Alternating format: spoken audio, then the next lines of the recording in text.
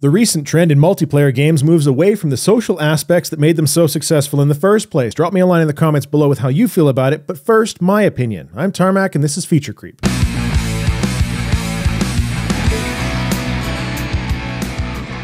In the early days of MMO titles like Ultima Online, Everquest, and even the vanilla World of Warcraft, you needed to socialize with other people in order to do well in the games. Yes, there were significant aspects of what felt like little more than single-player grinds, but when it came down to brass tacks, you needed other people in order to get some things done.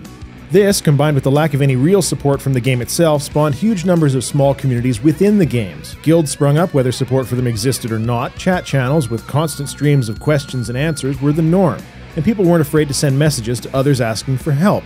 But then that began to change. World of Warcraft instituted the looking for group and looking for raid systems, which took the group building out of the player's hands. Sure, you could still do it if you wanted to, but there were additional rewards for those who used the LFG system. Blizzard had now incentivized antisocial behavior within their social game, and the game suffered noticeably as a result, turning many people off of either playing or even killing guilds by making it easier to just get a group with the matchmaking system. League of Legends maintained a community of pure, unadulterated toxicity for a period of time before the tribunal ratings and reportings were put into play. And now you can only talk with your own team during a game unless you physically go into the menus and turn on cross-team chat, an option that is by default turned off. You can still razz the other team after you trounce them at the end, but that's a meaningless opportunity most often used in hopes of getting the elusive cross-team commendation.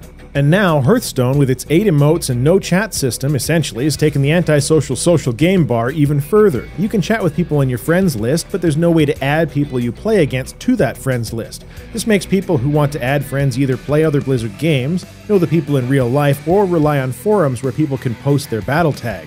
If you want to be a social product, then pushing people to a third-party site due to lack of functionality is not going to be the most successful practice. We have come to a place in the game industry where the focus is so heavily placed on multiplayer being a thing, where online features are just shoehorned into games that game developers simply can't make a standalone title anymore. And as a result, they keep implementing features to make the forced multiplayer less daunting to the consumer, because how dare you be expected to communicate with other people in a multiplayer game? It's a huge failing in the industry. We don't need less communication, we just need real consequences for people who abuse their ability to communicate across the globe in the first place. Concepts like the League of Legends Tribunal are a great idea where you can commend others or report bad behavior.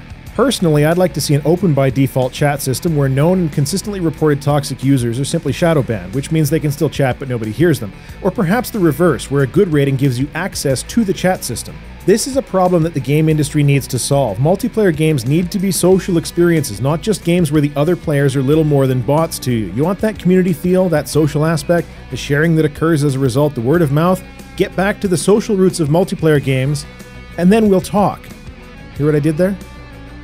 Have you seen a feature in a recent game that really encourages player communication? Let me know in the comments below. And make sure to hit that subscribe button so you can keep up on the future Feature Creep episodes. That's all I have to say. Tarmack out.